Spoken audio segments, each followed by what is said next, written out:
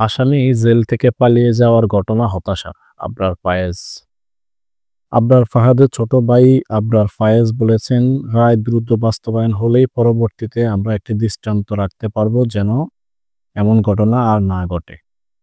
আবরার ফাহাদের যে পরিণতি হয়েছে আর কারো যেন এমন না হয়। তিনি বলেন, মামলার এক আসামি গত বছরের 5 আগস্টের পর জেল থেকে পালিয়ে যাওয়ার ঘটনা আমাদের জন্য হতাশার। আমরা এই ধরনের ঘটনা আর চাই না। রোববার রায় ঘোষণার পর সাংবাদিকদের কাছে সন্তুষ্টি প্রকাশ করে প্রতিক্রিয়া ব্যক্ত করেন তিনি। তিনি বলেন, হাইকোর্ট থেকে এত বড় একটা রায় আসবে তা আমরা 5 আগস্টের আগে চিন্তাও করিনি। এটা অবশ্য পরিবর্তিত পরিস্থিতির কারণে সম্ভব হয়েছে, তবে রায় কার্যকরের জন্য এখনো অনেকগুলো পদক্ষেপ বাকি আছে। সেসব যেন দ্রুত কার্যকর করা হয় সেটা আমাদের চাওয়া থাকবে। আবরার ফাহাদ হত্যার পর হাইকোর্টের রায় পেতে 5 বছর লেগেছে। এ রায় কার্যকর হলে একটা দৃষ্টান্ত স্থাপিত হবে। আমরা চাই ভবিষ্যতে যেন এই ধরনের ঘটনা আর না ঘটে।